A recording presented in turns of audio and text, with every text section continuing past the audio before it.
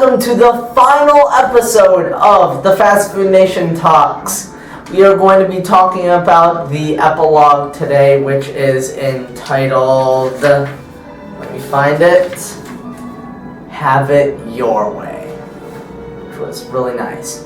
So, before we get into the question and my favorite quote from the epilogue, I just wanted to give my overall thoughts about the book before we talk about it.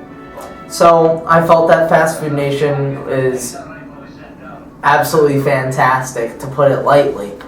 I thought that the information that was presented was second to none. There were so many stories that were told that give you insight into what happens behind the camera, behind the counter, and I think that's really important for people to know, because if people know what's going on, then people are going to become more educated and there might be a change in what's happening. And I really liked it. I 110% recommend that everybody out there read this book. It's definitely a good read. But anyway, so my golden moment from this chapter, the epilogue, was the first paragraph of the section, Scientific Socialists. And if you tuned into last episode, we talked about there kind of being a political side of fast food, and this, for me, really kind of sums that up in a way. There is nothing inevitable about the fast food nation that surrounds us, about its marketing strategies, labor policies, and agricultural techniques, about its relentless drive for conformity and cheapness. The triumph of McDonald's and its imitators was by no means preordained. During the past 2 decades, rhetoric about the free market has cloaked changes in the nation's economy that bear little relation to the competition or freedom of choice. From the airline industry to the publishing business, from the railroads to the telecommunications, American corporations have worked hard to avoid the rigors of the market by eliminating and absorbing their rivals.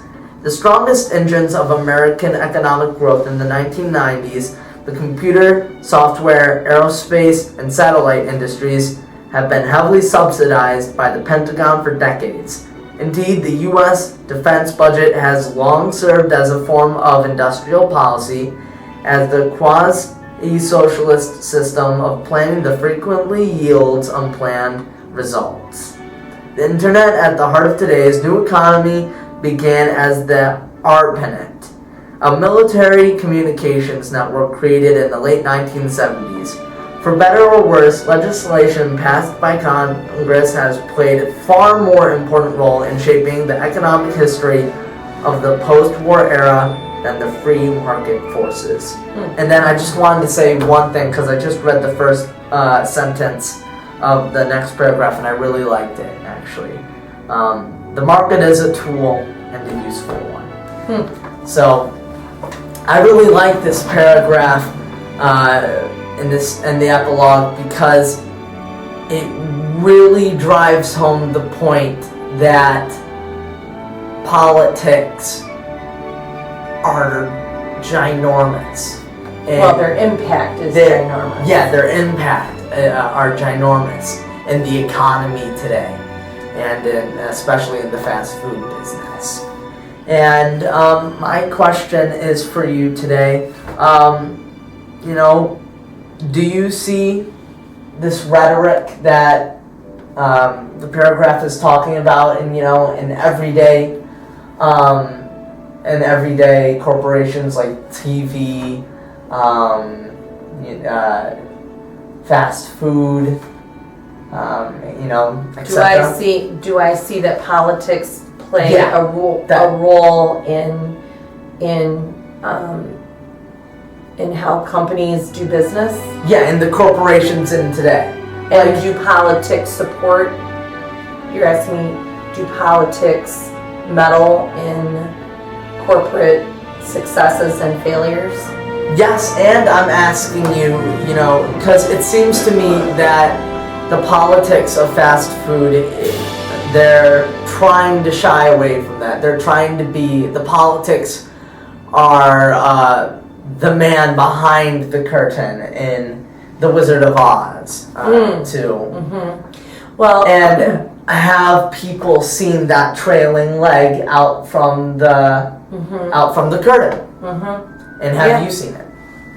Well, yeah. I mean, I think one of the things that's interesting about the change in administration right now is the deregulation of certain industries. I mean, if you look at like the airline industry, way back when, I mean, I never flew on an airplane until I was in 8th grade. Mm-hmm. And you've flown on an airplane ever since you were a little kid. Yeah, and that's because it was too expensive for my family to be able to go, because the airline businesses were regulated so much, and it made it so that it was very expensive. And then when Ronald Reagan came along and deregulated all of that, it made it so that everybody could fly, and it made it very inexpensive, and there was a lot of competition with the airlines. Mm-hmm. And I kind of think that with Democrats, it tends to be pro-consumer, and Republicans tend to be pro-company. And interestingly, I read a book, and I can't remember what the name of it is, but it's a similar book like Fast Food Nation. Mm-hmm. Could it have been The Jungle? No. No, but it was about how corn is a cash crop, and how it's a cheap product to raise, and that has actually driven the snack food industry, which is one of the biggest industries in grocery stores. I mean, there are more snacks that are available in grocery stores, and it has, as a result, as I understand it, it has led to the obesity crisis that we have in the United States. So I think politics plays a huge role in the corporate food industry. I mean, look at the food lobbyists that are out there. There's lobbyists for every. I mean, there's a lobbyist for every part of the food pyramid.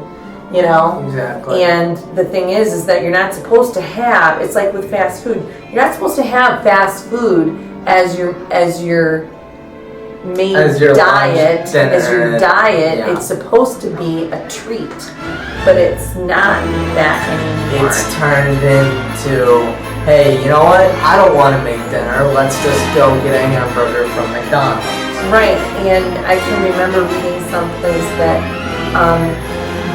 poor people and those who are less educated don't realize that it's actually cheaper by, some huge factor to cook your own food at home than it is to go do fast food. But they don't really understand that. They think that making home cooked meals is something that is, not within their means, or possibly they don't have the time.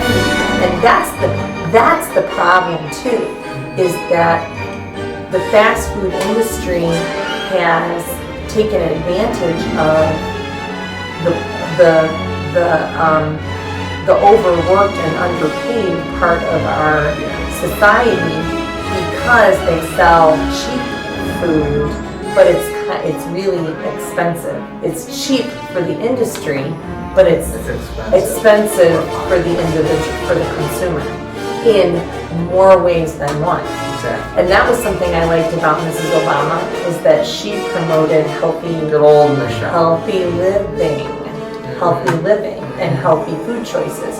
And part of the way she did that is she had a garden.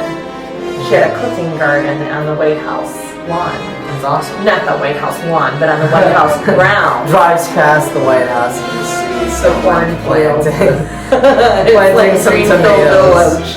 Okay, well, you gotta wrap it up because it's gonna go on. Oh yeah. Well, thank you so much for tuning into this series. I've had so much fun making it with my parents. and we put a lot of work into it. So we hope you enjoyed it, and I hope I get a good grade on it. Anyway, thank you very much, and have a wonderful night. Da da da da da da da da. You're done. Da da da da da da da da.